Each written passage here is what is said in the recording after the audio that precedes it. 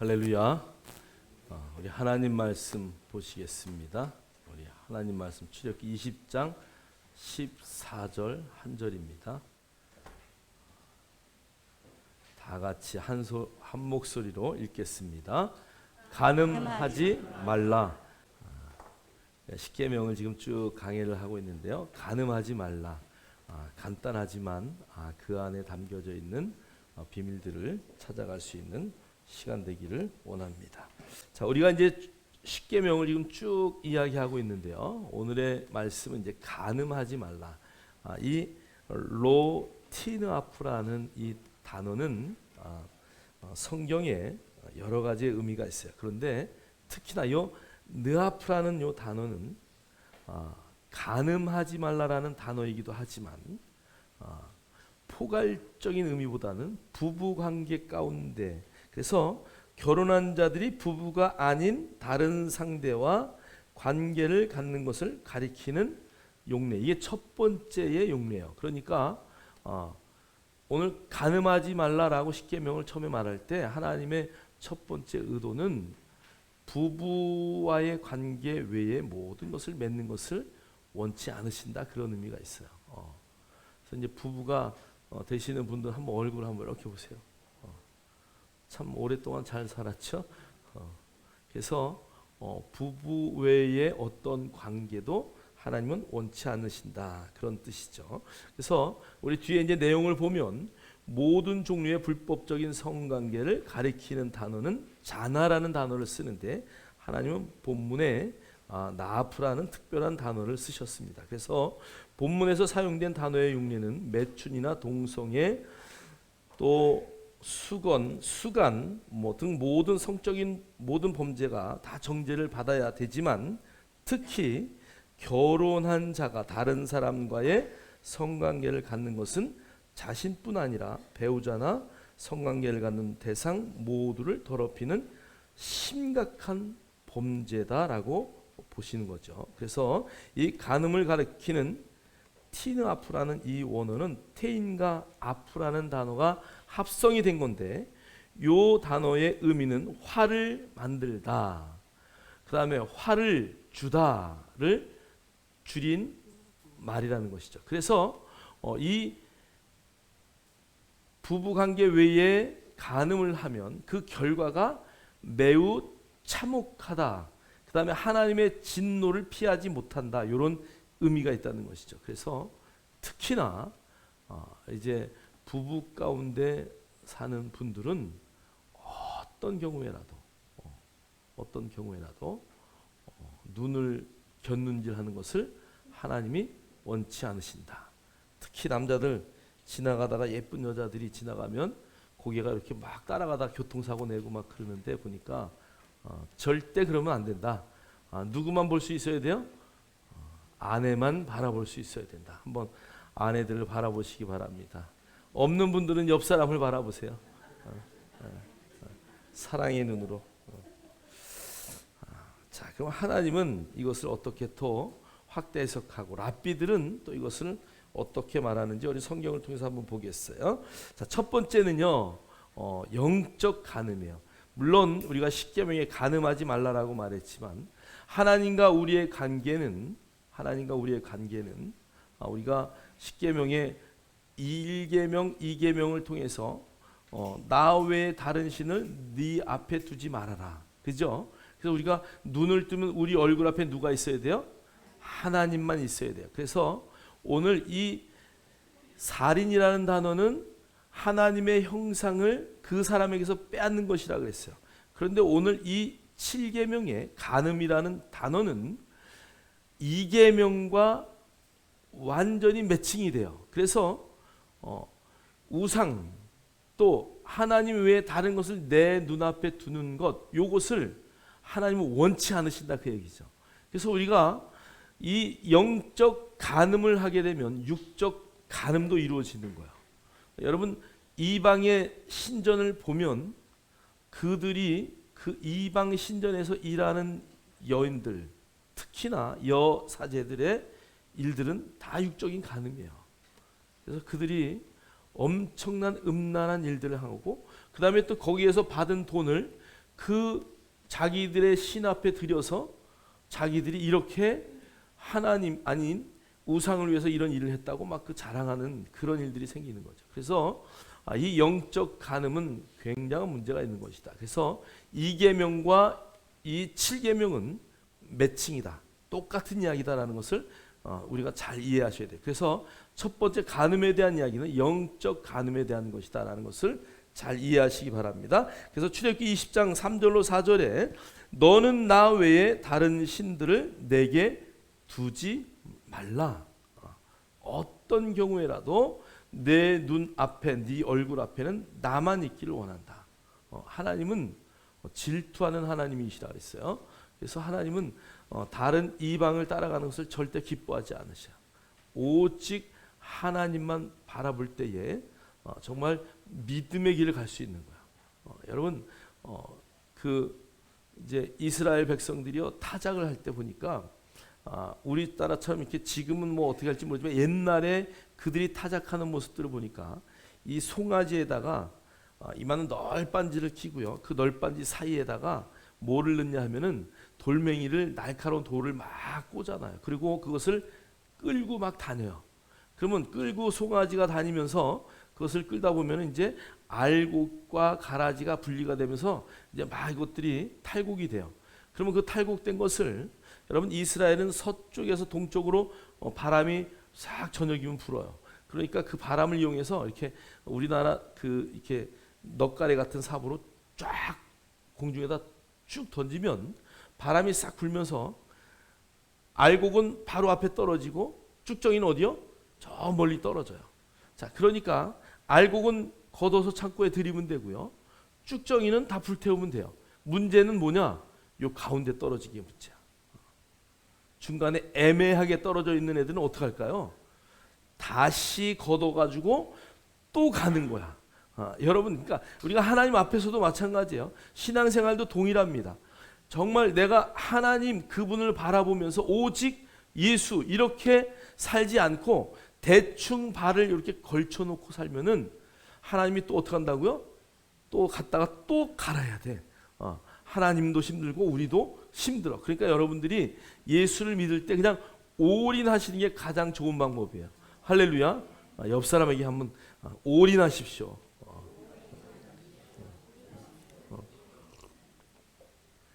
아침에 일어나가지고 교회 갈까 말까. 그냥 뭐 어떻게 뭐 새벽 예배 갈까 말까. 수요 예배 또 이거 바쁘기도 한데 갈까 말까. 여러분 고민할 이유가 없어. 그냥 오면 돼. 할렐루야. 그래서 여러분들이 매 삶의 선택인데요. 그 선택을 어떻게 하느냐는 너무 중요하다. 그래서 여러분들이 눈을 딱 떴을 때 내 얼굴 앞에는 하나님만 있습니다. 이런 고백이 늘 여러분의 삶 가운데 나타나기를 주님의 이름으로 축원합니다. 축원합니다. 출애굽기 20장 3절로 4절 우리 다 같이 한번 읽겠습니다. 시작. 너는 나 외에는 다른 신들을 내게 두지 말라. 너를 위하여 새긴 우상을 만들지 말고 또 위로 하늘에 있는 것이나 아래로 땅에 있는 것이나 땅 아래 물속에 있는 것에 어떤 형상도 만들지 말며. 아멘. 예, 그러니까 아무 형상도 만들지 말고 내 눈앞에 아무것도 두지 말아라. 그래서 여기 3절에 너는 나 외에 다른 신들을 내게 두지 말아라. 요 말은 내 눈앞에 내 얼굴 앞에 하나님 외에는 어떤 것도 하나님이 그 사이에 끼면 안 된다. 그것을 말씀하시는 거죠. 그래서 이 계명은 하나님의 얼굴과 내 얼굴 앞에 그 어떤 것도 둬서는 안 된다. 그리고 우상은 누구를 위해서 만드는 거예요? 우상은 본인을 위해서 만드는 거야. 여러분 그 이스라엘 백성들이 우상이 얼마나 정말 많았냐 하면은요. 여러분 드라빔 가서 보셨죠, 그죠? 이렇게 드라빔. 라헬이 그 자기 낙타의 안장에다 숨겨서 왔던 그 드라빔. 여러분 보세요. 다윗이 자기 장인어른이 잡아서 죽이려고 할 때 도망가죠, 그죠? 그 자기 침상에다가 그 아내가 뭐를 갖다 숨겨놔요?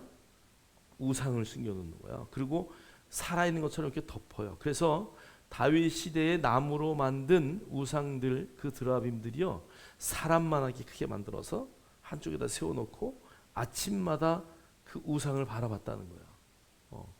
그래서 도망갈 때 그것을 눕혀놓고 이불을 싹 덮어서 사람이 있는 것처럼 이렇게 해놓고 다윗이 도망간다는 얘기죠. 그러니까 그런 걸로 볼 때는 그들의 삶 모든 바탕에 우상들이 아주 그냥 넘쳤다는 것이죠. 이스라엘 백성들이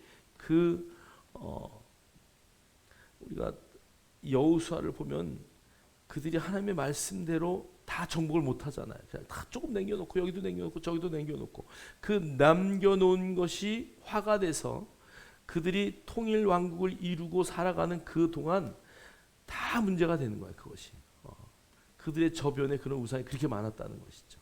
그래서 하나님은 절대 우상을 허락치 않는다. 그러면 여러분 믿음과 우상의 차이는 무엇이냐? 제가 이스라엘 그 박물관에 이렇게 설명을 하면서 보면 정말 종이 한 장 차이에요. 이게 믿음으로 하는 것이냐 아니면 나의 평강과 복을 위해서 하는 것이냐, 하나님의 영광을 위해서 하는 것이냐, 나를 위해서 하는 것이냐. 여러분 그것을 잘 구별하셔야 돼요. 이것이 나를 위한 일인가 하나님을 위한 일인가. 그래서 그 종이 한 장 차이는 거기서 차이가 나는 거야. 나를 위해서 하는 행동이다. 나의 부귀와 영화와 정욕을 위해서 하는 것이다. 이거는 다 부적이에요. 다 우상들이에요. 여러분, 여러분의 자녀는 누구의 것이에요? 근데 왜 여러분의 자녀들이 나를 닮길 원해요? 자녀는 하나님의 것이면 부모는 내가 못한 꿈 아니면 내가 이뤘던 꿈을 그대로 자녀에게 따라오라고 요구하고 강요하면 안 돼요. 어제도 늦게까지 신방을 했는데 공부를 중학교 때까지 정말 잘했대요. 그런데 수수 가다가 우가 하나가 있으면 전교에서 1등 하다가 2등만 하면 아버지가 이렇게 혁대를 빼가지고 막 두들겨 팼다는 거야. 근데 중학교 때까지는 컨트롤이 됐는데 고등학교 가면 컨트롤 될까 안 될까요? 안 되는 거. 아버지보다 더 힘이 세지니까 이제. 아버지 그만하세요. 제가 공부만 하는 게 내 인생입니까? 이렇게 나가는 거죠. 그때부터 밖으로 나돌고 친구들, 나쁜 친구들 사귀고 막 이래서 그냥 엄청나게 나쁜 인생으로 갈 수밖에 없는 거예요. 부모는 자녀의 길을 잘 가이드해서 이것도 해보고 저것도 해보고 해볼 수 있는 그런 것들을 열어주고 그가 정말 뭘 잘하는지 그것을 그냥 밀어주는 거예요. 특히 자녀가 우상인 부모들이 너무 많아요. 이 자녀를 하나님보다 앞세운다니까요. 고3만 되면은 야야야야 무슨 교회 가냐, 지금 너 고3이야 고3. 그러니까 고3서부터 아이들이 모든 신앙을 다 잃어버려요.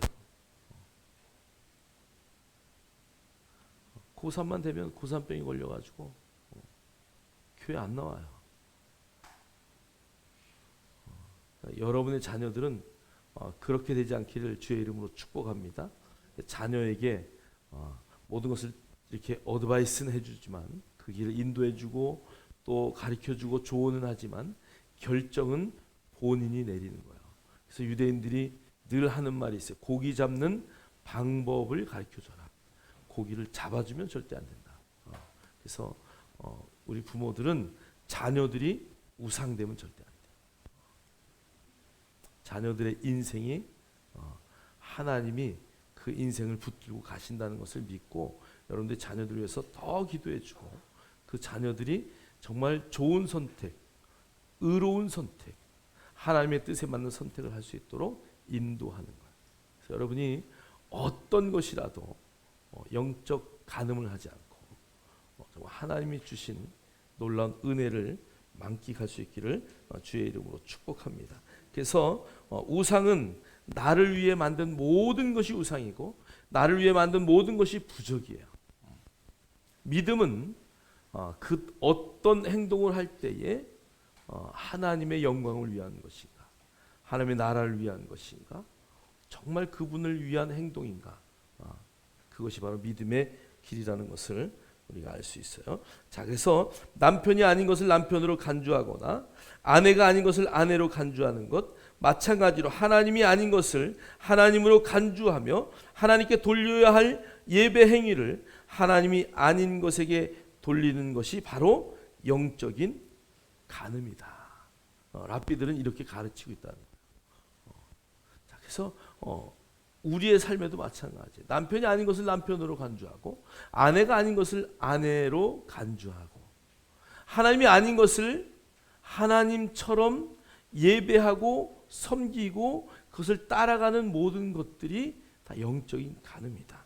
자, 그러므로 아내를 배신하는 사람은 결국 하나님을 배신하는 것과 똑같다. 다음 장면 보여주세요. 읽겠습니다. 시작. 그러므로 아내를 배신하는 사람은 결국 하나님을 배신하는 것과 같다. 아멘. 랍비들이 그럼 왜 저기다가 남편을 배신하는 사람은 아니고 왜 아내를 배신하는 사람은 누구야? 남편이잖아요. 왜 그렇게 아내를 배신하는 사람은 하나님을 배신하는 것 같다고 합니까? 그랬더니 누가 더 배신을 많이 한다고요? 남편이 아내를 배신하는 경우가 더 많다는 거죠. 왜 그래요? 남편이 그 당시만 해도 가부장적이고 또 이스라엘은 남자 중심의 그런 사회였기 때문에 실제로 그들의 계보를 따질 때는 모계로 따지지만 그들은 남자가 모든 것을 다 책임졌단 말이죠. 그래서 아내도 남자들이 막 버리는 거예요. 자기 마음대로. 그것을 방지하는 것이다. 그래서 아내에게 이혼할 때는 반드시 이혼 증서를 써줘라. 그래야 떳떳하게 다른 데 가서 또 그 여인으로서의 행사를 할 수 있으니까. 그래서 정말 하나님을 배신하지 않는 사람은 아내도 남편도 배신하지 않는다. 그런 의미가 있다. 그래서 영적 간음은 하나님을 배반하는 것일 뿐 아니라 그 하나님은 우리의 모든 삶의 주인이라는 것을 인정해야 되는 것이죠. 자, 에스겔 16장 36절 읽겠습니다. 시작. 주 여호와께서 이같이 말씀하셨느니라. 내가 내 누추한 것을 쏟으며 내 정든 자와 행음함으로 벗은 몸을 드러내며 또 가증한 우상을 위하며 내 자녀의 피를 그 우상에게 드렸은즉. 아멘. 그러니까 에스겔 선지자가 이 말을 계속할 때는 이스라엘 백성들이 이런 일을 수도 없이 했다는 얘기야. 그리고 이방 신상에 가서 또 자녀들을 몰래 앞에 죽여서 피를 거기다 드리고 인신제사 막 이런 것들을 계속 했다는 얘기죠. 그들이 그렇게 하나님 앞에 행음했다는 거예요. 37절 읽겠습니다. 그들이 행음하였으며 피를 손에 묻혔으며 또 그 우상과 행음하며 내게 낳아준 자식들을 우상을 위하여 화제로 살랐으며. 아멘. 그러니까 그들은 몰렉에게 자녀들을 드리는 그런 헛된 우상에게 예배하는 행위를 계속 하나님이 말씀하셔도 수많은 선지자를 보내서 계속 하는 이야기가 그 이야기에 나에게 돌아와라. 우상을 섬기지 말아라.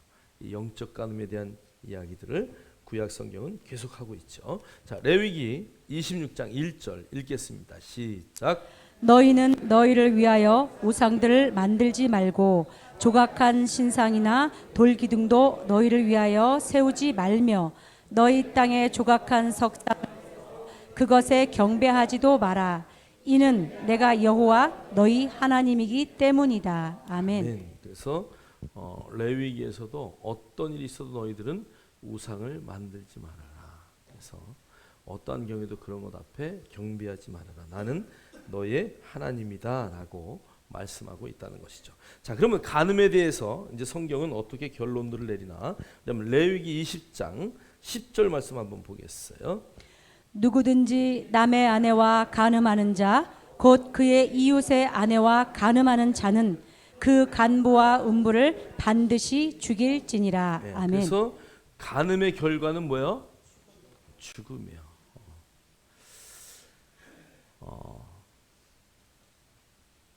그래서 이 십계명의 여러 가지 이런 이제 계명이 이야기가 있는데 제가 해설을 하면서 그 유대인의 책을 보니까 여러분 우리가 하나님이 시내 산에서 준 것이 뭐를 주셨어요? 시내 산에서 십계명을 주셨어요. 그런데 십계명과 함께 주신 게 뭐예요? 네, 오제사 7절기를 줬어요.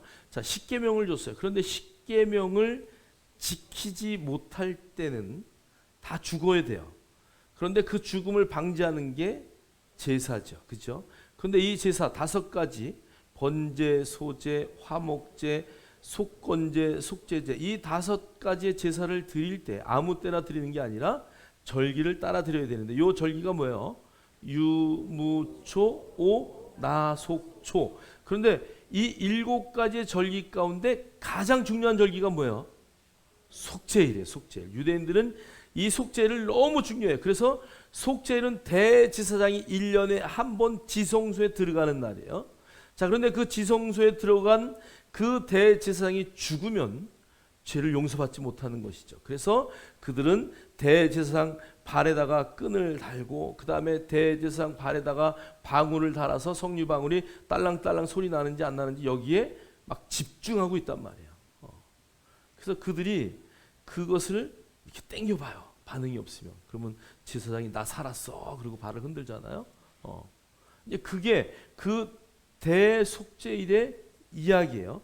그러니까 이스라엘의 절기 가운데 가장 중요하다고 하는 것은 대속죄일인데 여러분 대속죄일을 지키지 않으면 너희들을 멸절시키겠다라고 말해요. 이 멸절이라는 단어는 서서히 죽이는 거예요. 자, 그런데 안식일을 지키지 않으면 어떻게 해요? 바로 죽여요. 그래서 랍비들이 이렇게 말을 해요. 대속죄일보다 더 중요한 것은 안식일이다. 안식일이다.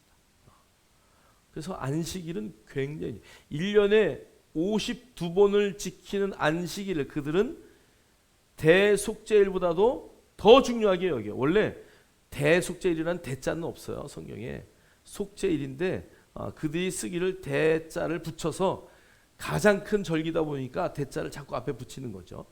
그런데 그것을 지키지 않으면 멸절당하지만 안식일 안 지키면 바로 죽여버린대요. 자, 근데 보세요. 안식일보다 더 중요한 게 뭔지 아세요? 제가 성경을 보니까요. 안식일은 너무 중요해요. 그런데 아이가 태어나서 8일째 되는 날 안식일이 되면 뭘 해요? 할례를 해요. 그런데 안식일이 할례하는 날이 딱 8일째가 안식일이에요. 그럼 어떻게 할까요? 할례를 해야 돼요? 말아야 돼요? 해야 된다. 왼발. 안 해야 된다. 오른발. 오른발 도신 분이 두 분 계시네. 안식일이 돼도 할례를 해야 되는 거야. 그러니까 이 할례라는 단어는 그들이 하나님의 자녀가 됨에 있어서 꼭 있어야 할 표이기 때문에 안식일보다도 더 중요하게 여겨요. 하나님의 백성이라는 거죠. 근데 성경은 구약서부터 우리가 어디에 할례를 받으라 그래요? 마음의 할례를 받아요. 진정한 할례는 마음의 할례다라는 것을 가르쳐요. 자, 그런데 아이가 태어나서 8살이 되기 전에 죽어요. 8일이 되기 전에 죽어요. 7일째 아이가 태어나가지고 죽었어요. 지금은 많지 않지만 그 당시에는 엄청나게 많았죠. 자, 아이가 죽어요. 그러면은 그 아이를 어떻게 할까요? 할례를 할까요, 말까요? 죽었는데 죽었어도 할례를 하고 묻어줘요. 그래야 천국 가니까. 그러니까 이 할례라는 것은 굉장히 중요하게 여긴다. 여러분 마음의 할례를 다 받았습니까? 여러분 정말 침례와 세례를 받았습니까? 그러니까 여러분이 하나님의 자녀가 된 표는 더 중요하다는 얘기죠. 사실 우리는 신약에 우리는 이 할례를요, 이방인들에게는 할례하지 말아라. 그리고 사도행전 15장에는 아예 선포를 했어요. 이 아픈 할례, 이방인들에게는 이 굴레를 씌우지 말아라. 율법으로 우리가 그것을 그들이 하지 않아도 된다라고 승낙을 했어요. 그래서 이방인들은 다 뭐를 통해서, 세례를 통해서, 침례를 통해서 하나님의 자녀가 되는 확신을 얻는데, 그것보다 더 중요한 표는 마음의 할례를 받는 거예요.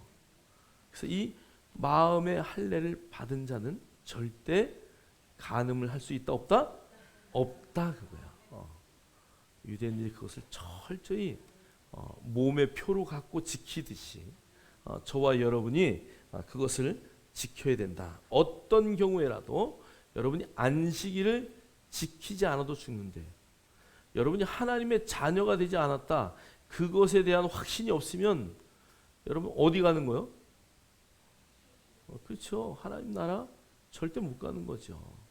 그러니까 여러분들이 우리 안에 내가 하나님의 자녀다라는 확신을 갖는 것은 너무 중요하다. 그래서 십계명의 계명 안에 지키지 않으면 죽일진이라고 말한 것은 유대인들의 어떠한 명절보다도 더 큰 계명이다라는 것을 여러분들이 잘 인식하셔야 돼요. 자, 야고보서 4장 4절로 5절 한번 읽겠습니다. 시작. 간음한 여인들아, 세상과 벗된 것이 하나님과 원수됨을 알지 못하느냐? 그런즉 누구든지 세상과 벗이 되고자 하는 자는 스스로 하나님과 원수되는 것이니라. 너희는 하나님이 우리 속에 거하게 하신 성령이 시기하기까지 사모한다 하신 말씀을 헛된 줄로 생각하느냐. 아멘. 예, 그러니까 간음하는 여인들아, 세상과 벗된 것이 하나님과 원수됨을 알지 못하느냐. 그래서 저는 이 구절을 읽으면서, 이 구절을 본문에 올리면서 생각났던 게, 우리가 철로 역정에 가서 봤잖아요, 그죠? 그냥 막 이쪽 저쪽에 그냥 그 장사하는 거기를 지나가면서 막 그냥 이거 여러분 남대문 동대문 뭐 지하상가 이런데 지나가다가 막 보석이 보이고 막 옷들이 예쁜 옷이 보이면 어떻게 돼요? 막 사는 거야, 그냥 막 거기에 빠져가지고.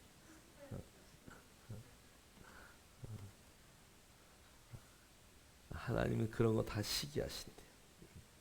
세상과 벗되지 않기를 주의 이름으로 축원합니다.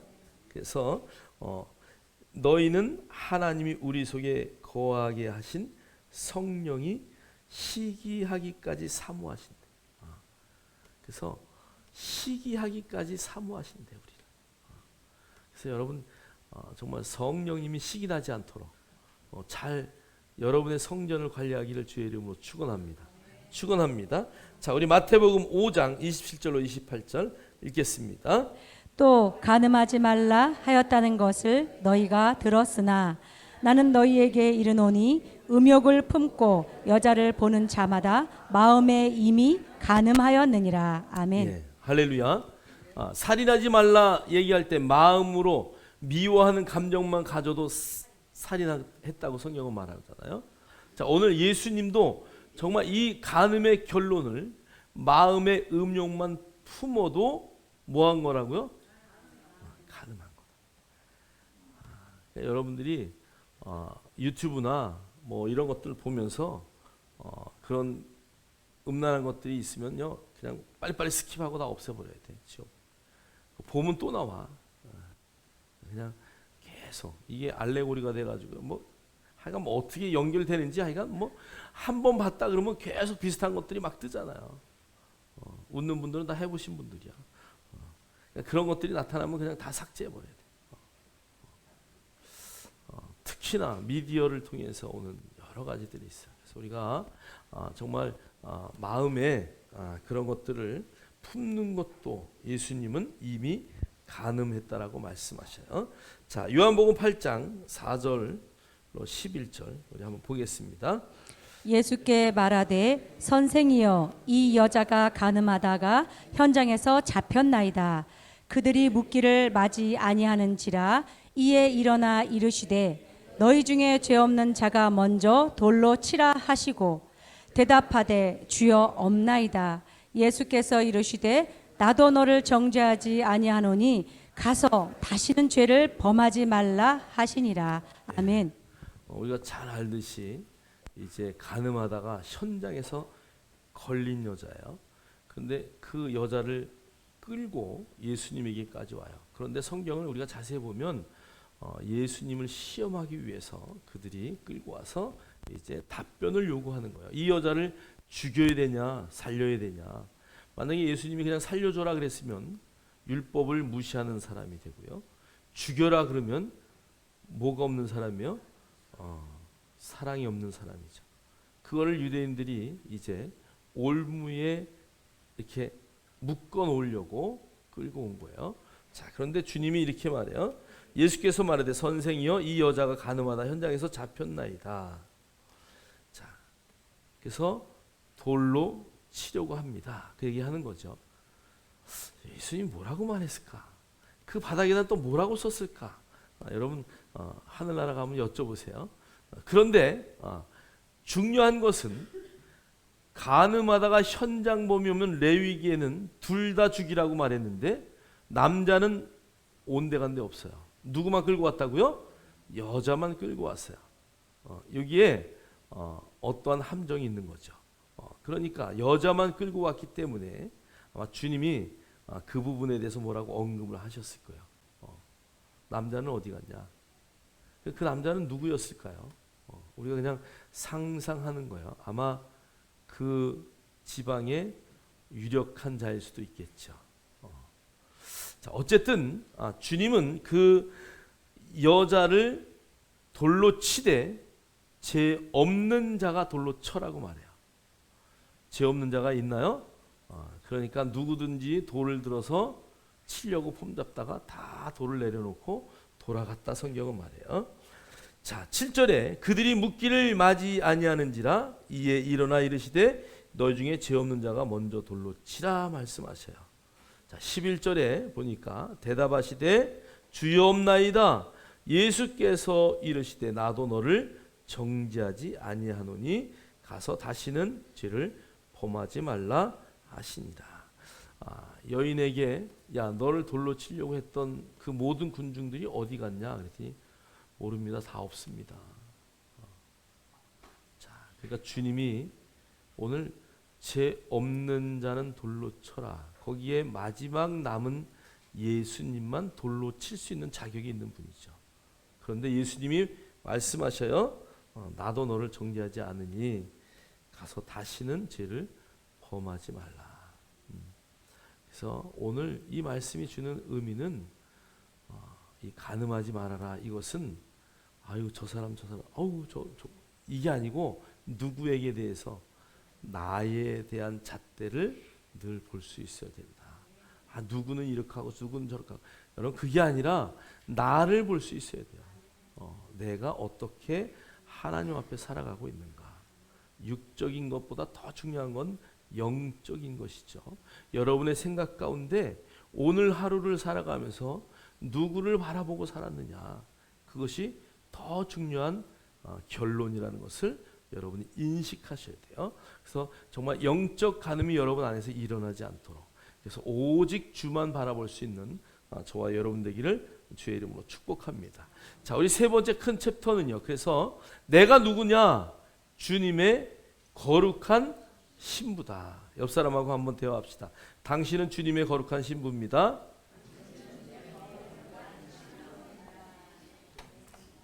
할렐루야. 거룩이라는 단어는 두 가지가 있다 그랬죠. 첫 번째는 구별이에요. 구별. 교회 안에서 권사님이면 바깥에서도 권사님이 될 수 있어요. 그래서 유대인들은요 아주 막 특별하잖아요. 막 옷도 여기다가 막 모자 하나 들고 어떤 또 정말 정통 유대인들은 이렇게 우리나라 옛날 그 큰 모자 같은 그런 거 갓 같은 거 쓰고요. 그다음에 수염도 다 기르고요. 머리도 길러서 따고요. 그다음에 여기다가는 옷술을 하나 가득 매달고 다니고요. 기도숄도 여기다 늘 걸치고 다니고 손에는 경문을 이렇게 감죠. 이마에 또 경문을 쓰죠. 어디 들어가는 데마다 또 다 이렇게 하고 이러고 들어가잖아요. 그들이. 그러니까 그들은 특별하게 구별되어서 내가 하나님의 자녀다라는 것을 드러내는 일을 너무 좋아해요. 너무 좋아해요. 그래서 그 바리새인들, 서기관들, 그들이 나는 근처에 11조도 드립니다. 그 박하와 회양에 11조도 드립니다. 막 큰 길거리에서 두 손 들고 자랑하잖아요. 여러분, 그러면 그들이 그 근처의 11조, 밭에서 자기들이 먹기 위한 것들의 10의 하나를 어떻게 드릴까요? 상추 하듯이 이렇게 해서 야채를 갖다 드릴까요? 하나님 앞에? 아니면 그것들이 다 향내가 나는 거거든요. 그러면 그거를 갖다가 짜서 향을 드릴까요? 뭘 드릴까요? 어저께 해설하면서 제가 냈던 문제인데, 여러분 근처의 11조를 어떻게 드렸을까요? 예? 팔아서 돈으로? 할렐루야. 씨를 받아서, 씨를 다 받아가지고 씨의 10분의 1을 드리는 거예요. 그러니까 여러분 그 근처 회향이나 이런 씨들이 보면 겨자씨보다도 더 작더라고요. 그러니까 이런 의미예요. 내가 이 작은 것도 하나님 앞에 드렸는데 큰 것은 못 드리겠냐. 이 작은 것에도 충성했으니까 또 너희들이 이 작은 것에 하나님 앞에 드리는 그런 마음이 있다면 여러분의 어떤 것도 드릴 수 있다. 이런 의미로 그것을 말하는 건데, 그런 것의 10의 하나. 이거는 막 그걸 드렸다고 막 큰 소리로 자랑하는 것이 절대 아니죠. 너무 작은 거예요. 그런데 내가 이 작은 것도 하나님에게 구별했는데 큰 것은 구별하지 않겠습니까? 그런 의미로 그들을 가르친 건데, 그들은 그것이 자랑이 되어서 내가 이런 것까지도 드립니다 이렇게 말하는 거예요. 저와 여러분이 정말 거룩한 신부라면은 여러분이 교회 안에서든 교회 밖에서든 정말 구별된 자의 삶을 살아내야 된다는 것이죠. 할렐루야. 거룩의 두 번째는 깨끗함이라 그랬어요. 여러분의 삶이 정말 깨끗한 삶이 돼야 돼. 어디 가서 무슨 것을 봐도, 특히 돈에 대해서도 마찬가지고요. 여러분의 모든 삶이 거룩한 순결한 신부의 삶을 살아내는 것, 그것이 하나님이 우리에게 원하시는 것이다. 간음하지 말라라고 말할 때 저와 여러분은 주님이 오시는 그날까지 이 땅에서 그 마지막 신랑과 신부가 만나듯이 저와 여러분이 그렇게 만나야 되는 것이죠. 우리는 예수 그리스도의 신부가 된 자들이잖아요. 할렐루야. 그래서 우리가 그 신부에 지켜야 할 한 가지는 뭐예요? 순결이에요. 거룩한 순결. 주님이 아니면 어떤 것도 바라보지 않는 그 순결을 유지하는 저와 여러분 되길 주의 이름으로 축복합니다. 자, 요한복음 3장 29절 읽겠습니다. 시작. 신부를 취하는 자는 신랑이나 서서 신랑의 음성을 듣는 친구가 크게 기뻐하나니 나는 이러한 기쁨으로 충만하였노라. 아멘. 아멘. 세례 요한이 하는 말이에요. 신부를 취하는 자는 신랑이에요. 말하자면 너희들을 취하는 그 사람은 바로 예수님이다, 그 얘기예요. 그러니까 예수님은 신랑이고 너희는 신부다. 나는 그 신랑의 음성을 듣는 친구다. 그래서 나는 그것만 해도 기쁘다, 그 얘기하는 거예요. 여러분, 천국에 가면 세례 요한과 여러분 중에 누가 더 클까요? 할렐루야. 그래서 세례 요한에게 예수님이 여자가 나온 자 중에 가장 큰 자다. 그러나 천국에서는 너희보다 작다라고 말했어요. 왜 작다 그랬어요? 우리는 하나님의 자녀고 세례 요한은 종으로서 불림을 받은 거예요. 쓰임 받는 게 달라요. 그런데 오늘 요한이 그 영안이 열려서 예수님을 신부로, 신랑으로 우리를 그 예수 그리스도의 신부다라고 말하는 거예요. 저와 여러분이 그 거룩한 신부임을 확신합니다. 자, 마태복음 25장 1절 13절 읽겠습니다. 시작. 그때에 천국은 마치 등을 들고 신랑을 맞으러 나간 열 처녀와 같다 하리니 그런즉 깨어 있으라. 너희는 그 날과 그 때를 알지 못하느니라. 아멘. 뭐 우리가 잘 알지만 열 처녀의 비유죠. 그 처녀들이 이제 주님을 맞으러 가는 거예요. 그런데 뭘 준비 못했다고요? 기름을 준비하지 못했어요. 그 기름을 준비하지 못함으로 다섯 처녀는 울며 이를 가는 일이 생기는 거죠. 여러분이 정말 그 주님이 오시는 그날까지 여러분 안에 성령으로 충만하셔서 늘 주님의 영광을 바라볼 수 있는 우리 모두가 되기를 주의 이름으로 축복합니다. 자, 고린도 후서 11장 2절로 3절 보겠습니다. 시작. 내가 하나님의 열심으로 너희를 위하여 열심을 내노니 내가 너희를 정결한 처녀로 한 남편인 그리스도께 드리려고 중매함이로다. 그러나 나는 뱀이 그 간계로 하와를 미혹한 것 같이 너희 마음이 그리스도를 향하는 진실함과 깨끗함에서 떠나 부패할까 두려워하노라. 아멘. 이제 바울은 어느 자리까지 나가냐 하면요, 내가 이미 하나님 나라의 자녀 그리스도의 신부가 되었어요.